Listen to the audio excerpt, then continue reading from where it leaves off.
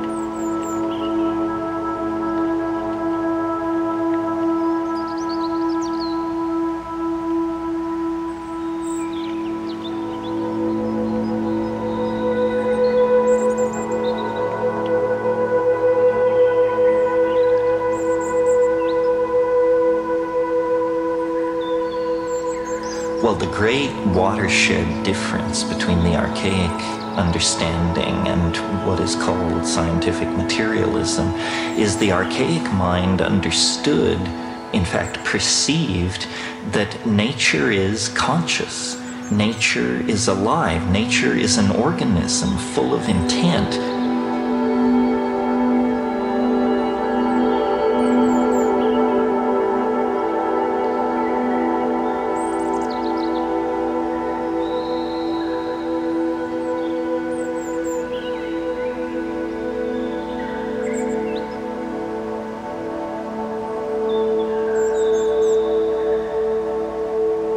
Our own decision to view the universe as dead, as inanimate, as unintelligent, allowed us, permitted us to dissect it, use it, and deny its validity outside of human purpose. Now the consequences of living like that is coming back to haunt us. You know, we have almost destroyed our home. We have almost cut the earth from beneath our own feet.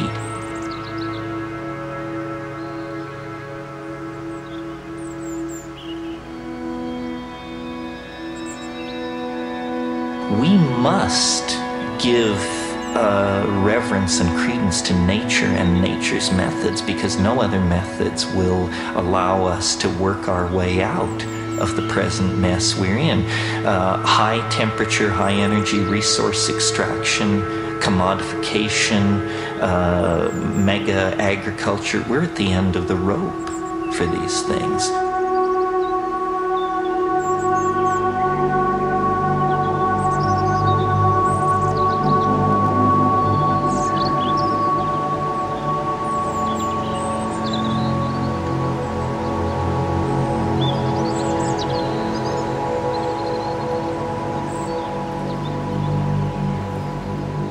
The archaic holds answers, but it only holds answers if we are willing to think of the universe as a living, intelligent entity with which we are in partnership, not set against.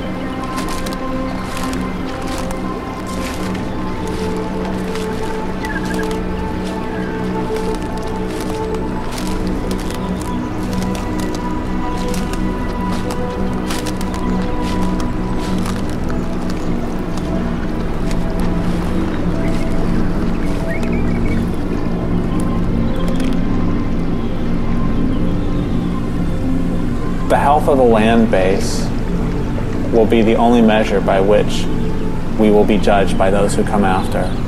They're not going to care whether we were pacifists or violent. They're not going to care if we're nice people. They're not going to care if we were happy. They're not going to care if we read a lot of books. They're not going to care if we made a film documentary. They're not going to care if we wrote books. They're not going to care about any of that. They're going to care about the health of the land base. And it doesn't matter. You can have your groovy eco-village. You can have your socialist utopia. You can have your capitalistic utopia. It doesn't matter if you don't have food to eat, if the food you eat is poison, and if the water's poison. Every stream in the United States is contaminated with carcinogens. Every stream. This is not radical environmentalists saying this. This is the USGS. And it's amazing what we can do when we put our minds to it. We can poison every stream in the world. If you don't have air to breathe, you know, what use is everything else? Everything comes from the land. And it's a measure of our stupidity that we even have to talk about this.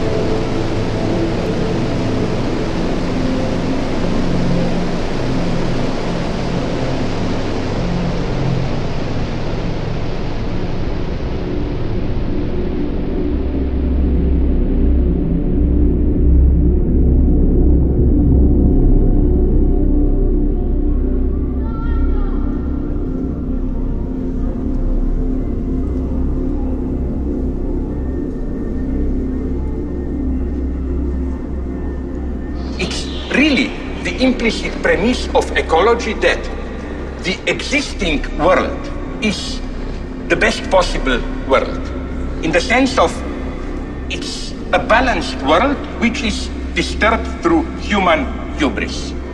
So why do I find this problematic? Because I think that this notion of nature as a harmonious, organic, balanced, reproducing, almost living organism, which is then disturbed, perturbed, derailed through human hubris, technological exploitation, and so on, is, I think, a secular version of the religious story of the fall. And the answer should be not that there is no fall, that we are part of nature, but on the contrary, that there is no nature. Nature is not a balanced totality which then we humans disturb. Nature is a big series of unimaginable catastrophes.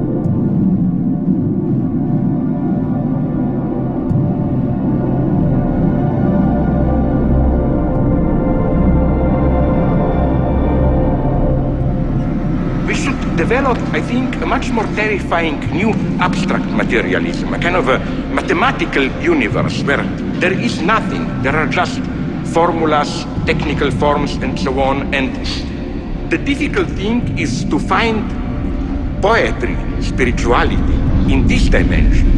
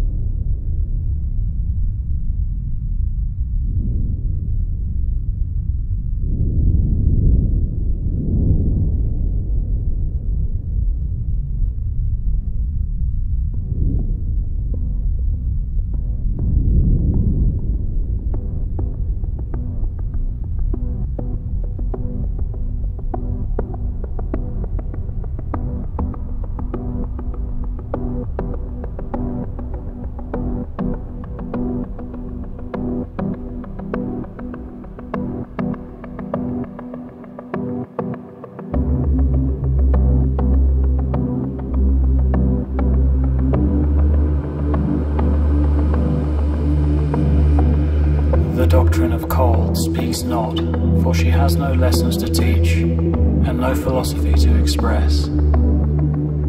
She is ancient, primal, the eldest of the doctrines, her wisdom defined by negation, her caress defined by absence. Chain reactions from Brownian motion all the way up to supernovae naturally oppose her on the great wheel. She goes by many names, most recently eschatological aphorisms like heat death or the big sleep. All strife can be thought of as aspects of her antithesis. For what is strife but exchange of energy? And what is cold but the absence of strife?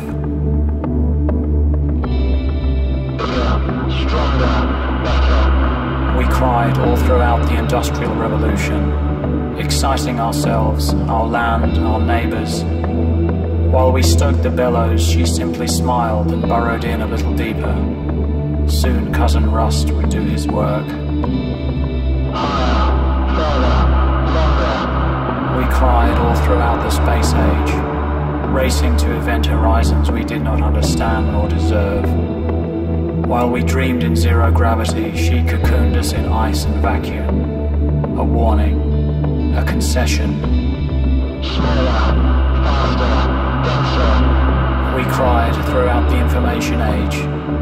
Excited authors pumping excited communiques down excited fiber optics read by excited users. While we defragged our gigabytes, she sighed, and 1,000 hard drives stopped spinning for the last time.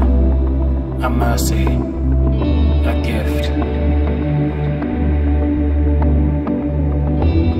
Down and out through time, she has known the score. Even though the twin helix of anarchy and entropy may now wax, it is she who gets the final soliloquy at curtain call. For the ultimate fate of all things in motion is to one day return to rest. Even the arrow of time is said to come to a halt when the head catches the fletching. And on that day, the doctrine of cold will become absolute and all-encompassing. Her matrix of harmonic simplicity will extend in every direction and for every distance. It is deterministic. Her perfection is promised, inescapable, ineffable, infinite.